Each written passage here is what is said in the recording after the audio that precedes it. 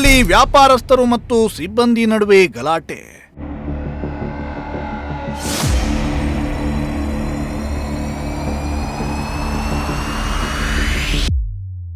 ಸಭೆ ನಡೆಸಿ ಜಟಾಪಟಿ ಶಮನಗೊಳಿಸಿದ ಟಿ.ಬಿ. ಜಯಚಂದ್ರ.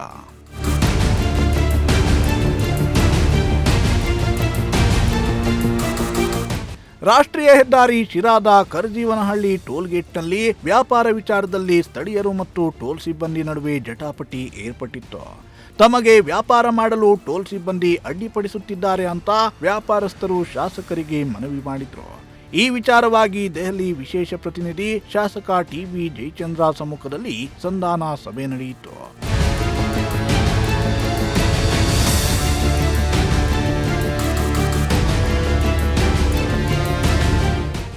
ಹೌದು, ಕರಜೀವನಹಳ್ಳಿ ಟೋಲ್ಗೇಟ್ ಬಳಿ ವ್ಯಾಪಾರಿಗಳು ದಿನವಹಿ ಹಣ್ಣು, ತರಕಾರಿ, ಹೂವು, ನೀರು ಸೇರಿದಂತೆ ಮತ್ತಿತರ ವಸ್ತುಗಳನ್ನು ಮಾರಾಟ ಮಾಡ್ತಿದ್ರು.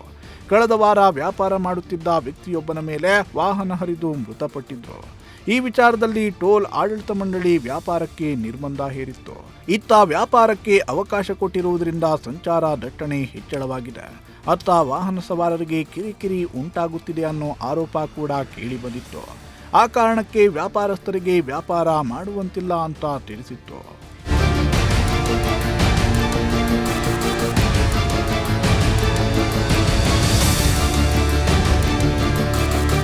ಈ ವಿಚಾರವಾಗಿ ವ್ಯಾಪಾರಸ್ಥರು ಶಾಸಕ ಟಿ.ಬಿ. ಜಯಚಂದ್ರ ಅವರ ಬಳಿ ತಮ್ಮ ಅಹವಾಲನ್ನ ಸಲ್ಲಿಸಿದ್ರು.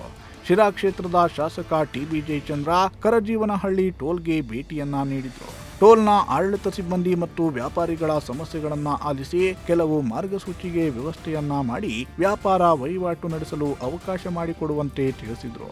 ಈ ಸಂದರ್ಭದಲ್ಲಿ ಟೋಲ್ನ ಆಡಳಿತ ಅಧಿಕಾರಿಗಳು, ಶಿರಾ ಗ್ರಾಮಾಂತರ ಪಿಎಸ್ಐ ಶ್ರೀನಿವಾಸ್ ಸೇರಿ ಕಳ್ಳಂಬೆಳ್ಳ ಪೊಲೀಸ್ ಠಾಣೆಯ ಸಿಬ್ಬಂದಿ ವರ್ಗ ಹಾಜರಿದ್ದರು.